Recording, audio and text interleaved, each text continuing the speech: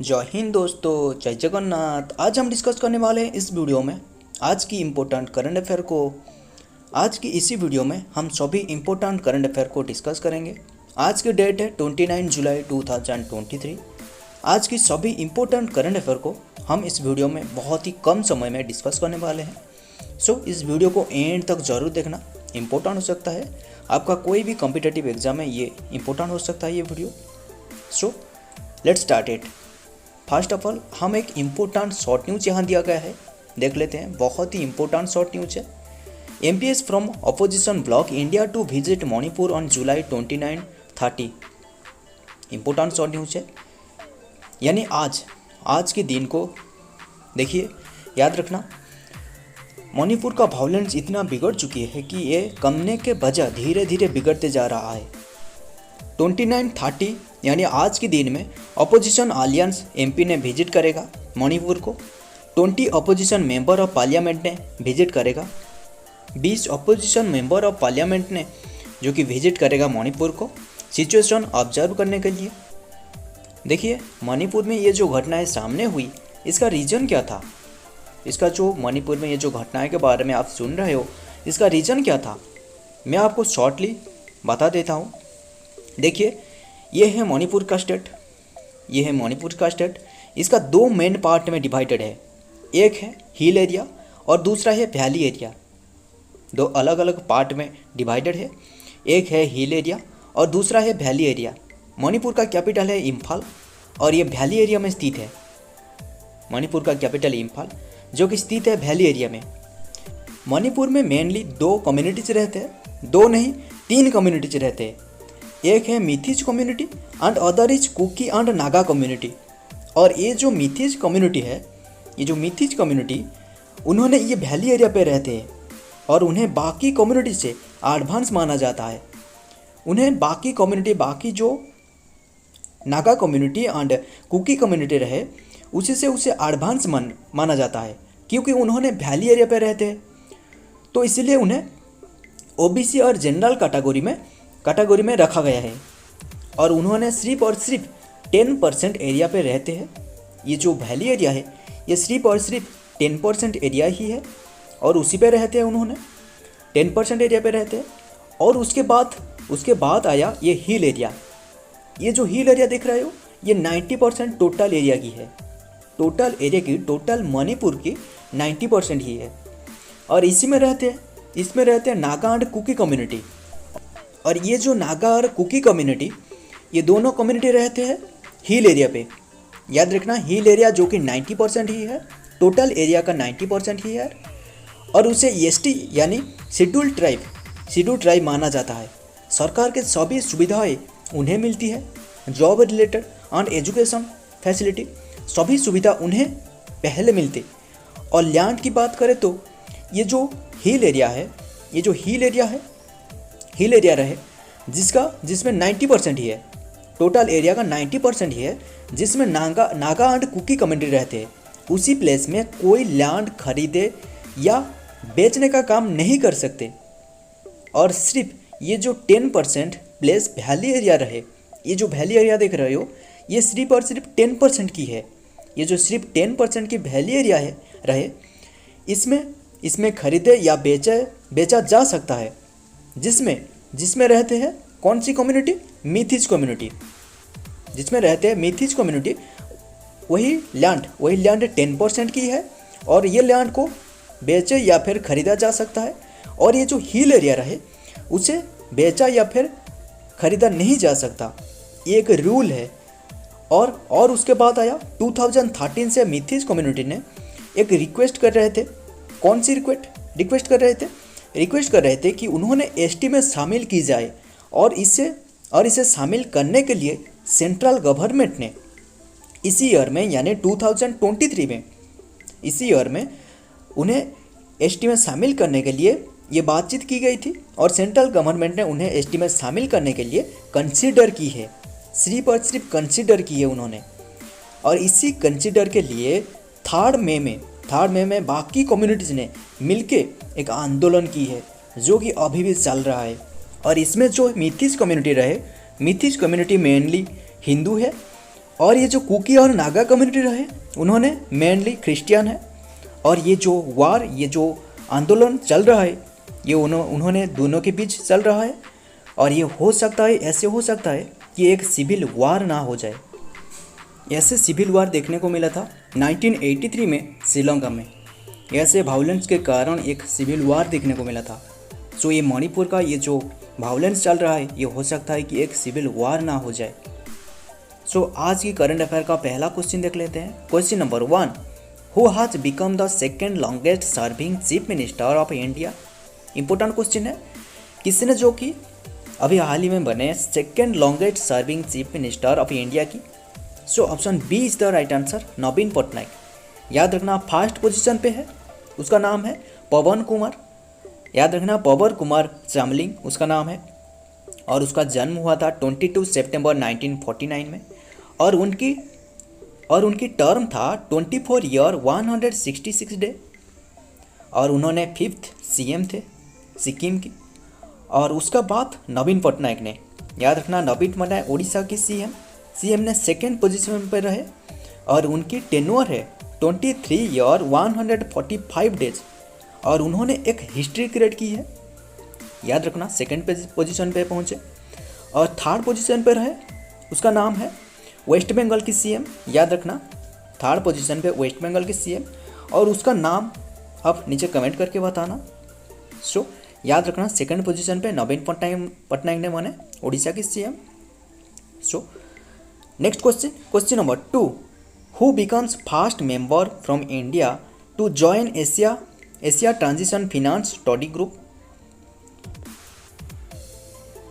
सो याद रखना किसने जो कि first member from India to join Asia transition finance study group बने। So option A is the right answer, powers finance corporation LTD. याद रखना यानी पीएफसी ने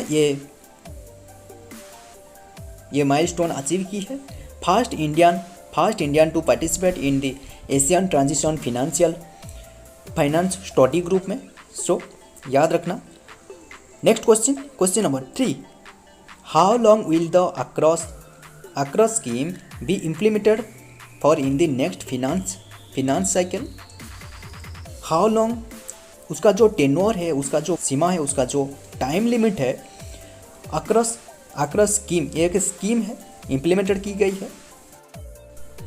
so the right answer is option C is the right answer, 5 years. याद रखना ये 5 years की time limit है। The ACROSS scheme is approved for continuation in the next finance cycle of 5 years, that is 2021 to 2026। So उसका time limit है। ACROSS उसका full form ही है, ये एक स्कीम है। Across atmosphere and climate research modelling observing system and service, इसका full form है। याद रखना ये कौन सी क्षेत्रों में काम करती है, ये काम करती है weather climate prediction, meteorological observation, researches, ऐसे कई सारी क्षेत्रों में ये काम करती है। याद रखना।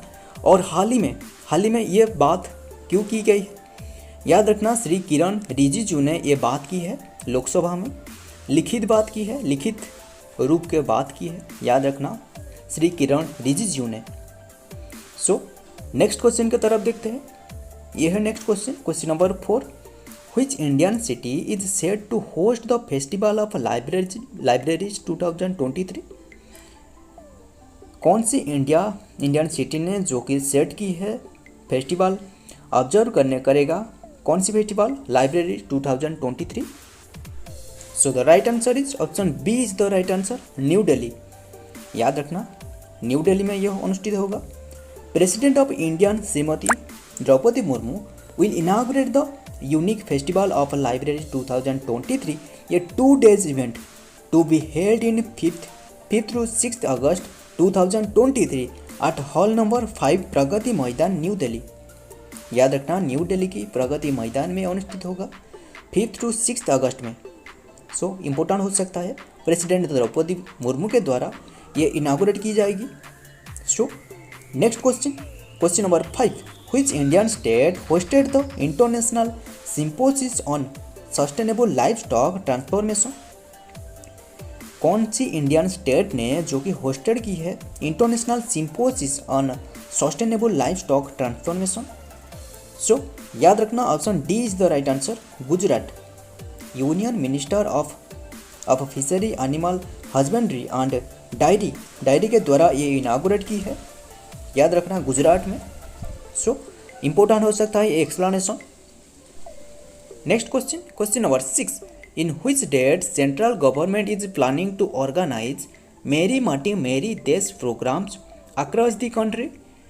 कौन सी डेट को सेंट्रल गवर्नमेंट ने प्लानिंग की है, डिसाइडेड की है to organize Meri Maati Meri Desh programme, एक प्रोग्राम जो कि ऑल ओवर कंट्री में ये ऑर्गेनाइज करने का ये बात की है।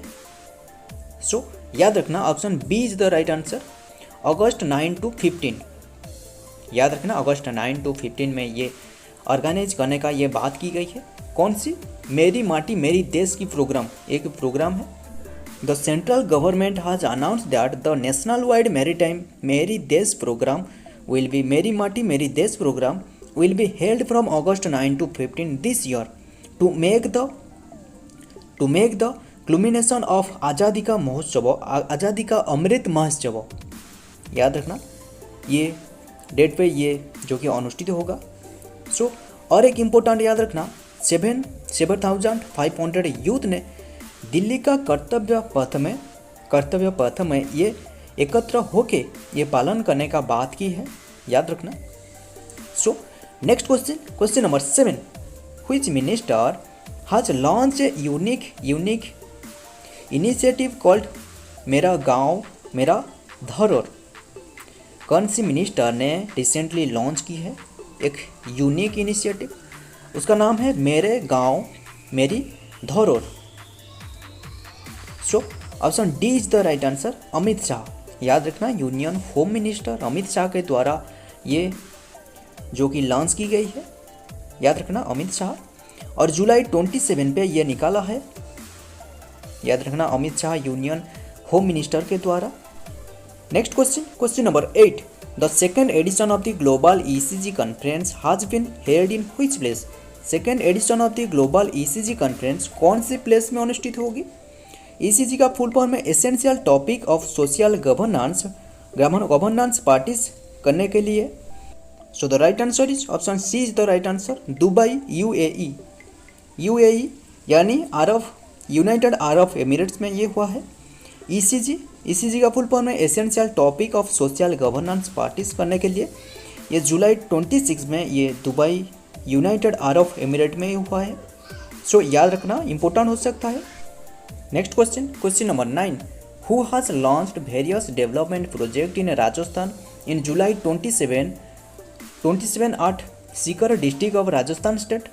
राजस्थान स्टेट के सीकर डिस्ट्रिक्ट में जुलाई 27 में किसने जो कि वेरियस डेवलपमेंट लॉन्च की है?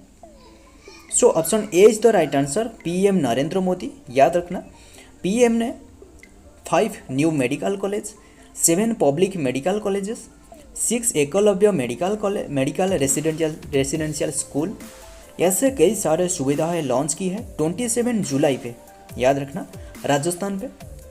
राजस्थान स्टेट पे ये लॉन्च की है 27 जुलाई में, राजस्थान का सीकर डिस्ट्रिक्ट में। सो इम्पोर्टेंट हो सकता है। Next question, question number 10, this is the last question, important question है। In recent news the president of India laid to foundation stone for the divine light house project of BPKIVV in which state? कौन सी state में divine light house project जो कि foundation stone को establish की है, किसने? प्रेसिडेंट द्रौपदी मुर्मू ने। So the right answer is option C is the right answer, Odisha. याद रखना प्रेसिडेंट द्रौपदी मुर्मू ने, प्रेसिडेंट ऑफ इंडिया यानी द्रौपदी मुर्मू ने ओडिशा पे फाउंडेशन स्टोन एस्टेब्लिश की है डिवाइन लाइट हाउस की। प्रेसिडेंट ऑफ इंडिया ने फाउंडेशन स्टोन प्रतिष्ठा की है डिवाइन लाइट हाउस की। याद रखना कौन सी प्लेस में, इंपॉर्टेंट हो सकता है, प्रजापति ब्रह्मा कुमारी ईश्वरीय विश्वविद्यालय में 27 जुलाई पे ये फाउंडेशन स्टोन की प्रतिष्ठा की है। और उसका जो थीम रखा गया है क्या है? उसका थीम है ये ईयर ऑफ पॉजिटिव चेंज उसका थीम है। प्रेसिडेंट द्रौपदी मुर्मू ने 3 डे ओडिशा विजिट पे ये की है, इम्पोर्टेंट हो सकता है। ओडिशा पे प्रजापति ब्रह्मा कुमारी विश्वविद्यालय में, ईश्वरीय विश्वविद्यालय में। सो याद रखना इम्पोर्टेंट हो सकता है। सो फ्रेंड, वीडियो पसंद आया तो वीडियो को लाइक, और चैनल पे नहीं हो तो चैनल को सब्सक्राइब करके बेल बटन को प्रेस कर लेना, ताकि ऐसे ही आपको important current affair, important GK मिलते रहेगा इसी चैनल में। सो मिलता हूँ और एक करंट अफेयर टॉपिक और एक इम्पोर्टेंट जीके के साथ। तब तक के लिए जय हिंद, जय जगन्नाथ।